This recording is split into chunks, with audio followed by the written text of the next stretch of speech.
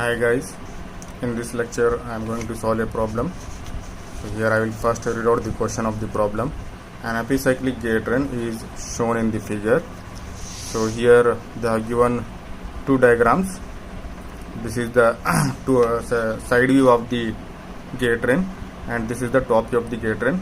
So here I am going to consider this diagram. I am going to consider this diagram for the problem. Okay, this is the epicyclic gear train. In this gear train, annulus gear A is keyed to driving shaft. So here annulus gear means internal gear. Internal gear A. This is the internal gear A, and it is keyed. Keyed means mounted. Keyed means mounted to the driving shaft. This gear A is mounted or connected to the driving shaft at this point. This gear A is connected to the driving shaft at this point. It means the speed of gear A and driving shaft will be same and has 30 teeth. This annulus gear A has 30 teeth. Okay. Next, compound wheel CD of 20 and 22 teeth respectively are free to rotate on the pin fixed to the arm P. So here pin means shaft. Pin means shaft. So here they have given compound wheel C and D. These gears are having 20 and 22 teeth respectively. Means gear C is having 20 teeth and D is having 22 teeth. Both are free to rotate on the pin. Pin means shaft. Both are free to rotate on the shaft fixed to the arm P. So here we shall see the diagram. So here are the gear C and gear D. This is gear C and this is gear D. They are free to rotate on the shaft at this point. These two gears are free to rotate on this point, and these two gears are fixed to the arm P. This is arm P. These two gears, compound gears, are mounted on the arm P. Fixed means mounted. Okay, fixed here the meaning of fixed is not the meaning of fixed is not the speed of gear is C and D is 0. यहाँ पे fixed बोले तो C और D fixed नहीं है, मतलब speed 0 नहीं है. फिक्स्ड बोले तो यहाँ पे फिक्स्ड का मीनिंग है connected to arm P. Connected to arm P. Next, which is rigidly connected to the driven shaft. So here this arm P is rigidly connected to the driven shaft. ये arm जो है नी driven shaft को connected है. So this arm is connected to the driven shaft at this point. This arm P is connected to the driven shaft at this point. Gear A is mounted to the driving shaft at this point, and this arm is rigidly connected to the driven shaft at this point. Driving shaft is here and driven shaft is here. Okay, arm P is connected to the driven shaft. Gear A is connected to the driving shaft. Internal gear B. So here there is one more internal gear, that is gear B, having 32 teeth is fixed. So here this is the internal gear. There is one more internal gear B. Okay, and this gear B is having 32 teeth and it is fixed. Fixed means the speed of this gear B is 0. Okay, the speed of this gear B is 0. If the driving shaft runs at 100 rpm in clockwise direction, find the speed of driven shaft. Okay, so here when the driving shaft rotates at 100 rpm in clockwise, okay, then we have to find out the speed of driven shaft. It means here the since gear A is connected to the driving shaft, so this 100 rpm in clockwise, so this is the speed of gear A, and the speed of driven, here we have to find out the speed of driven shaft. Since the arm is connected to the driven shaft, okay, so we have to find out the speed of arm. Next, what is the direction of rotation of driven shaft with reference to the driving shaft? So here you have to find out the speed of driven shaft as well as the direction of rotation, whether it is rotating anti-clockwise or clockwise. That you have to find out. Driven shaft means you have to again find out the direction of arm P. Okay, if you find the direction of arm P, that will be the direction of driven shaft. Okay, so this is the given question and this is the given diagram. Okay, first I will write down the given data. For that, once again I will read out the question. An epicyclic gear train is shown in the figure. Annulus gear A, internal gear, is keyed to the driving shaft. This gear A is connected to the driving shaft and has 30 teeth. So this gear A has 30 teeth. So TA is equal to 30. Next, compound wheel C and D of 20 and 22 teeth respectively are free to rotate on the pin fixed to the arm P, which is rigidly connected to the driven shaft. So here the 20 is the number of teeth of gear C and 22 is the number of teeth of gear D. So TC is equal to 20 and TD is equal to 22. Next, internal gear B having 32 teeth is fixed. So here internal gear B has 32 teeth, means TB is equal to 32. Okay, next, and is internal gear B having 32 teeth is fixed. So it means the speed of gear B is 0. Here, since they have mentioned that gear B is having 32 teeth is fixed. Here fixed means the speed of gear B is 0. So यानी B is equal to 0. Okay, यहाँ पे जो fixed जो है नहीं, ये fixed का meaning जो है mounted. Okay, don't take that C and D as fixed. Okay, यहाँ पे सी और डी फिक्स्ड नहीं है, माउंटेड है, माउंटेड. ओके, हमेशा और कंपाउंड गियर्स कभी भी फिक्स नहीं रहते.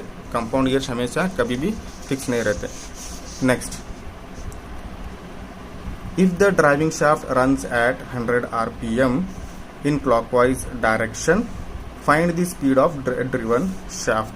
So यहाँ पे क्या दिया हुआ है, ड्राइविंग शाफ्ट का स्पीड दिया हुआ है, मतलब गेयर ए का स्पीड दिया हुआ है, क्योंकि गेयर ए ड्राइविंग शाफ्ट को कनेक्टेड है. तो इसलिए NA इज इक्वल टू -100. -100 किस लिए लिया यहाँ पे डायरेक्शन जो है क्लॉकवाइज करके दिया हुआ है. तो इसलिए यहाँ पे NA इज इक्वल टू -100 हुआ RPM. सो यहाँ पे यूनिट भी मेंशन किया हुआ है RPM करके, तो RPM करके ले लो. Okay, next, find the speed of driven shaft.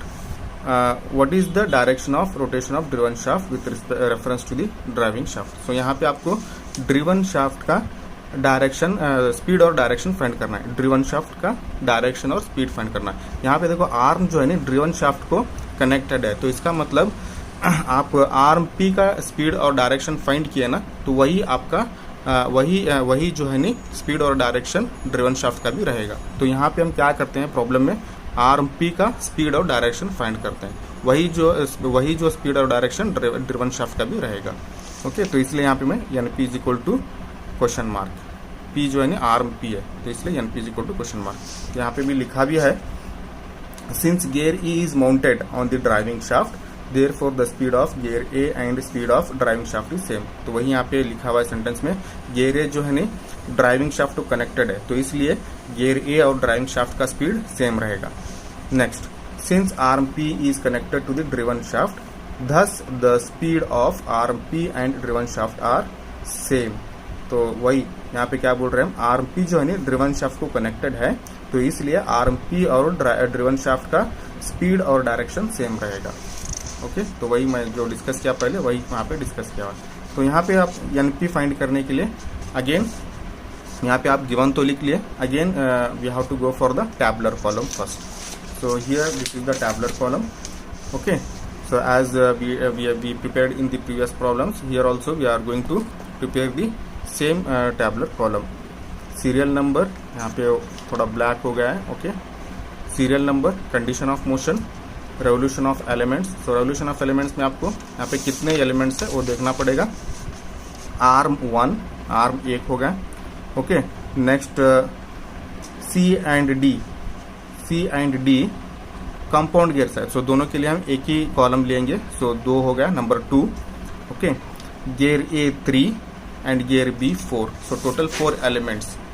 Okay, 4 elements हो गए, क्योंकि यहाँ पे C और D को हम एक ही कॉलम कंसिडर करते हैं.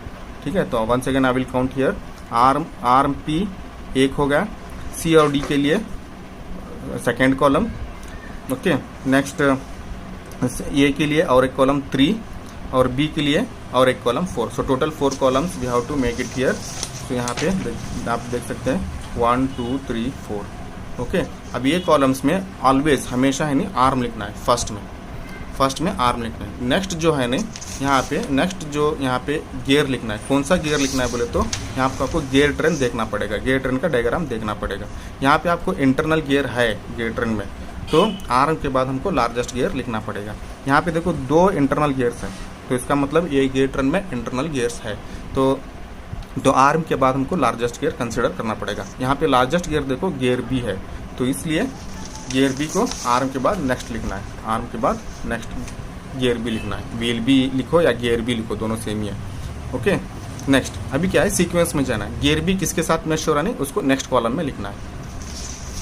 यहाँ पे देखो गियर बी किसके साथ मैच हो रहा है, देखो ये वाला गियर बी है, यही वाला गियर बी है। गियर बी देखो यहाँ पे डी के साथ मैच हो रहा है।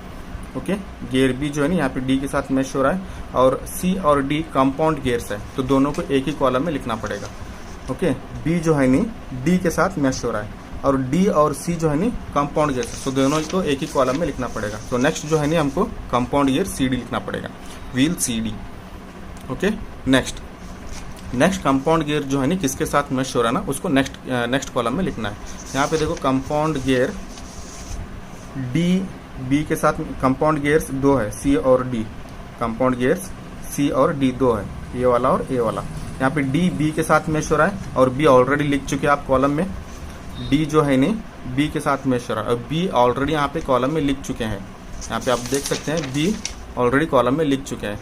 अभी बचा कौन सा, ये वाला कंपाउंड गियर, सी वाला कंपाउंड गियर। ये सी वाला कंपाउंड गियर किसके साथ मैच हो रहा है वो देखो, सी वाला जो गियर है नहीं यहाँ पे देखो ए के साथ मैच हो रहा है, गियर ए के साथ सी मैच हो रहा है, मतलब कंपाउंड गियर जो है नहीं कंपाउंड गियर सी ए के साथ मैच हो रहा है यहाँ पे। तो नेक्स्ट कॉलम में ए का गियर ए लिखो, यहाँ पे गियर व्हील ए। ओके, तो ये होगा रेवोल्यूशन ऑफ एलिमेंट्स। नेक्स्ट अभी condition, as usual number 1 condition arm P है, तो आर्म पी इज फिक्स, मतलब इस आर्म पी का जो स्पीड है ना 0 बनाना है, तो इसलिए arm P is fixed. Next arm के बाद कौन सा गियर है, गियर बी है, तो गियर बी को हम +1 रेवोल्यूशन मोशन देना है। So and wheel B makes +1 revolution motion in counter clockwise. Okay, तो आर्म के बाद जो भी गियर रहता है उसको +1 स्पीड देना है, तो यहाँ पे वही लिखा है, wheel B makes +1 revolution in counter clockwise. So based on this condition you have to fill this columns. तो आर्म इज फिक्स्ड होगा, तो इस आर्म इज फिक्स्ड बोले तो आर्म का स्पीड होगा 0। ओके, नेक्स्ट व्हील बी का स्पीड लिखना है, तो व्हील बी का स्पीड भी यहाँ पे दिया हुआ है +1 करके, तो वही यहाँ पे लिखना है। ओके, +1 होगा। नेक्स्ट व्हील सी डी मतलब कंपाउंड गियर का स्पीड लिखना है, तो कंपाउंड गियर का स्पीड लिखने के लिए जो है नहीं कंपाउंड गियर किसके साथ मैच हो रहा है वो देखना पड़ेगा। तो यहाँ पे हम देखेंगे कंपाउंड गियर किसके साथ मैच हो रहा है, सी और डी जो है नी कंपाउंड गियर है, ये किसके साथ मैच हो रहा है बोले तो यहाँ पे देखो एक कंपाउंड गियर जो है नी बी के साथ मैच हो रहा है यहाँ पे, और एक कंपाउंड गियर सी यहाँ पे ए के साथ मैच हो रहा है। ओके, इसका मतलब हुआ कंपाउंड गियर्स है नी बी के साथ भी मैच हो रहे हैं, ए के साथ भी मैच हो रहे हैं। कंपाउंड गियर्स है नी बी के साथ भी मैच हो रहा है, ए के साथ भी मैच हो रहा है, मगर स्पीड कंपाउंड गियर का स्पीड लिखने के लिए जो है नी कंपाउंड गियर से पहले कौन सा गियर लिखे रहते नहीं उसके साथ मैच हो रहा है करके कंसिडर करना पड़ेगा हमको। नो डाउट कंपाउंड गियर जो है नी बी के साथ भी मैच हो रहा है, ए के साथ भी मैच हो रहा है। ओके, बट कंपाउंड गियर से पहले जो गियर लिखे रहते नहीं उसके साथ मैच हो रहा है करके यहाँ पे कंपाउंड गियर का स्पीड लिखना है। तो यहाँ पे प्रीवियस कॉलम में जो है नी गियर बी है, तो उसके नंबर ऑफ टीथ यहाँ पे न्यूमरेटर में लिखना है, ऊपर टीबी करके ऊपर लिखना है, डिवाइडेड बाय नीचे जो है नी बी गियर बी जो है नी कौन से कंपाउंड गियर के साथ मैच हो रहा है नी उसके नंबर ऑफ टीथ यहाँ पे नीचे लिखना है। यहाँ पे गियर बी जो है नी कौन से कंपाउंड गियर के साथ, यहाँ पे 2 कंपाउंड गियर्स है सी और डी में बी किसके साथ मैच हो रहा है ना उसके नंबर ऑफ टीथ डिनोमिनेटर में लिखना है। बी जो है नी डी के साथ मैच हो रहा है, बी जो है नी डी के साथ मैच हो रहा है, मतलब डी कंपाउंड गियर के साथ मैच हो रहा है। सो कंपाउंड गियर डी के नंबर ऑफ टीथ जो है नी डिनोमिनेटर में लिखना है। तो आप यहाँ पे देख सकते हैं बी जो है नी डी के साथ मैच हो रहा है, ये वाला गियर बी जो है नी यहाँ पे डी के साथ यहाँ पे मैच हो रहा है, बी जो है नी डी के साथ मैच हो रहा है, यहाँ पे ये बी वाला है ये डी है, ये दोनों मैच यहाँ पे हो रहा है। तो कंपाउंड व्हील डी के नंबर ऑफ टीथ जो है नी यहाँ पे डिनोमिनेटर में लिखना है। मतलब डिनोमिनेटर में यानी बी कौन से कंपाउंड गियर के साथ मैश हो रहा है उसके नंबर ऑफ टीथ यहाँ पे लिखना है।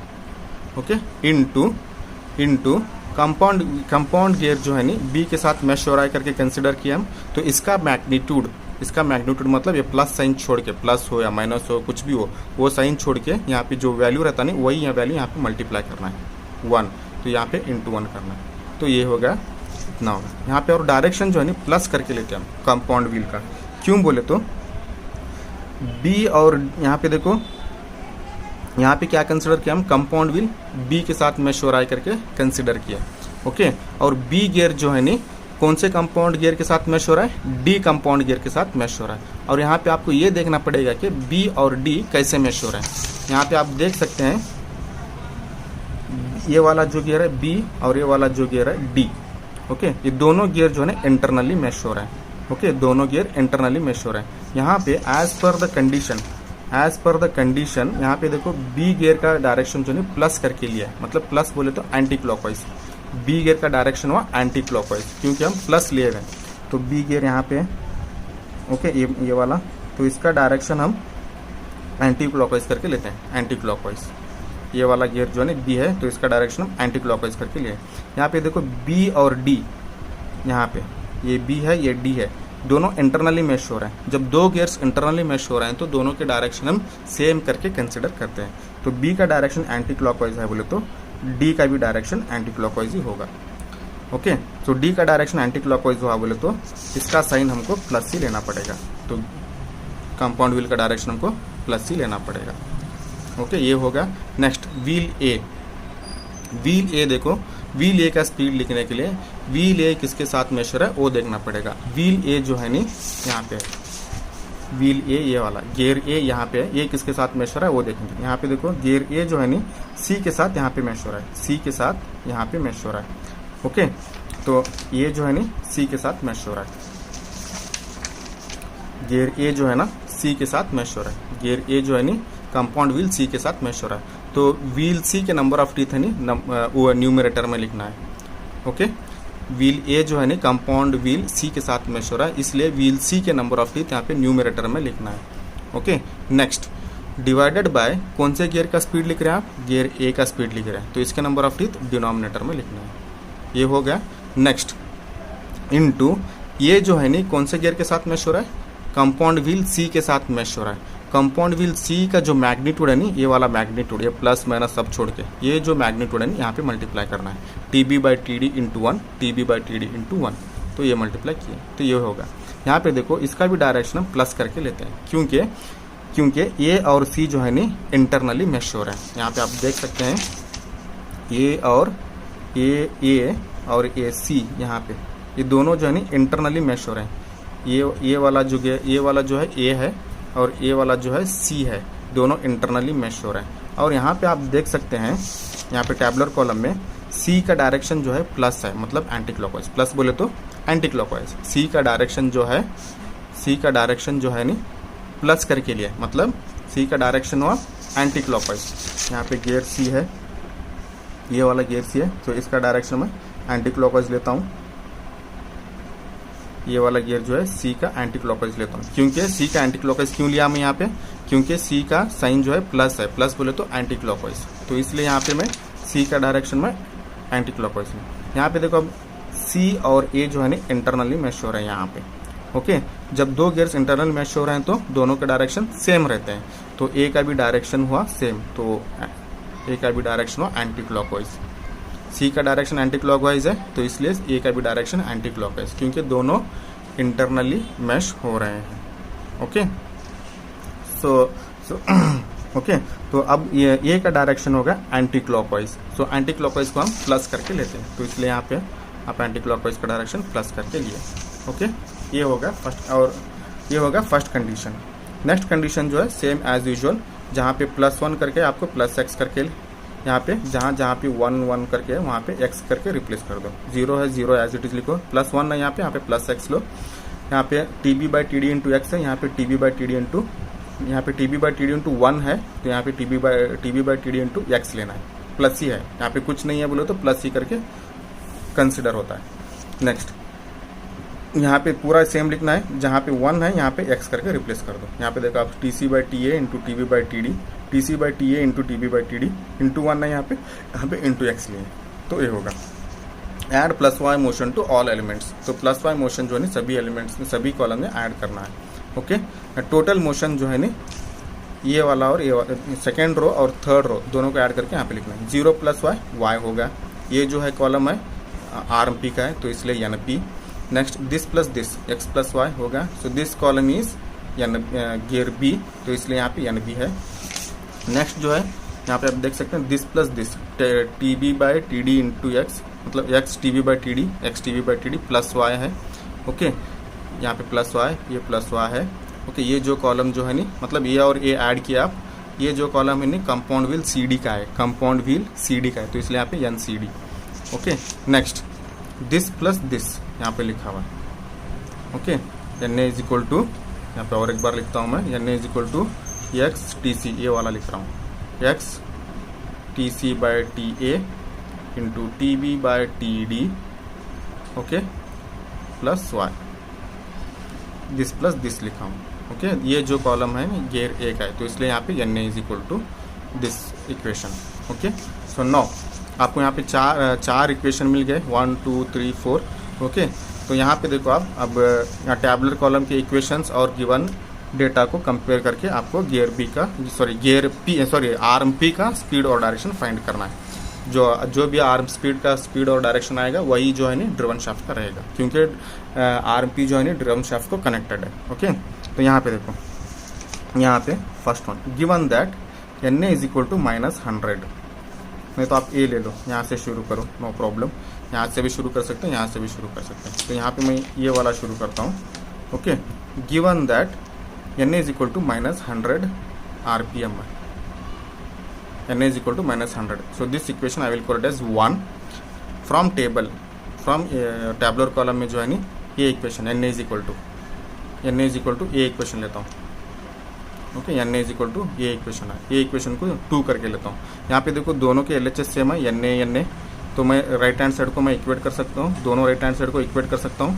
तो यही लिखा हूँ यहाँ पे, from equation 192 LHS are same, then RHS are also equal, तो ये और ये इक्वल करता हूँ मैं यहाँ पे देखो। ओके, तो यहाँ पे देखो -100 as it is, x as it is, हमको x का वैल्यू मालूम नहीं है, TC का वैल्यू मालूम है 20, यहाँ पे सब्स्टिट्यूट किए, गिवन में दिया है सभी के नंबर ऑफ टीथ, गिवन में यहाँ पे सभी के वैल्यू सभी के नंबर ऑफ टीथ दिया हुआ है।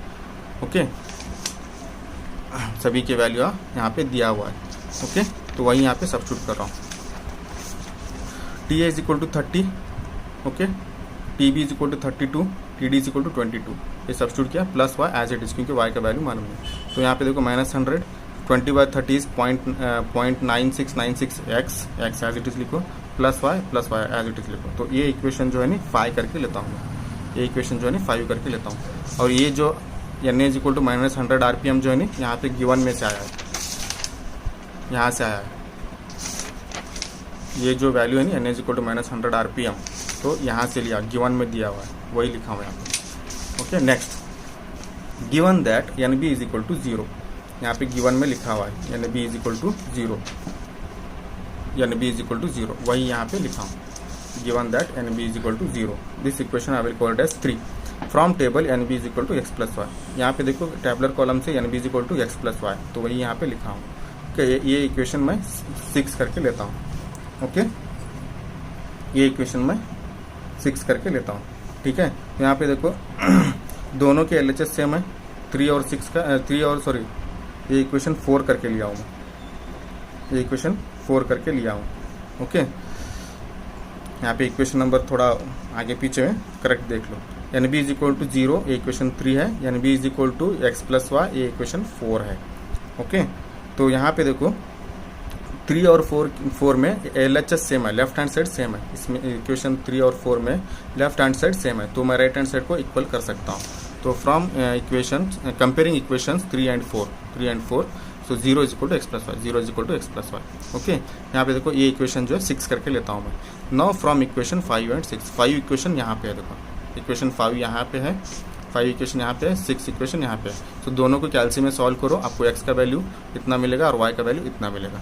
सो हमको क्या चाहिए, आर्म का स्पीड चाहिए। आर्म का स्पीड जो है नी, आर्म का स्पीड और डायरेक्शन फाइंड करना है, क्योंकि आर्म जो है नी ड्रिवन शाफ्ट को कनेक्टेड है।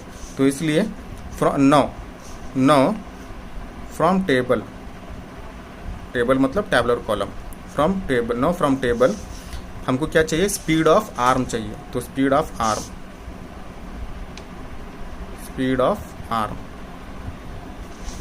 Arm NP is equal to y. ये जो इक्वेशन है ना यहाँ टैबुलर कॉलम से लिया हुआ वही लिखा है। No from table okay, speed of arm that is NP is equal to Y.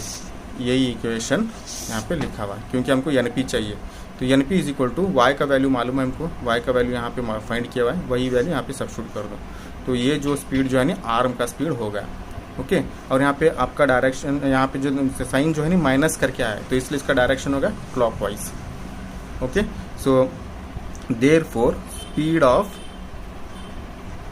Of driven shaft, speed and direction, यहाँ पे आप ऐड करो speed and direction of driven shaft, क्योंकि आर्म P जो है ना ड्रिवन शाफ्ट को connected है। सो दोनों का स्पीड और डायरेक्शन सेम रहेगा, तो इसलिए यही वैल्यू भी ड्रिवन शाफ्ट का भी रहेगा। 32-3289.47 RPM। So direction is clockwise. ये आपको क्लॉकवाइज करके लिखना ही पड़ेगा, क्योंकि वो डायरेक्शन पूछे हुए हैं क्वेश्चन में। So this is about the problem.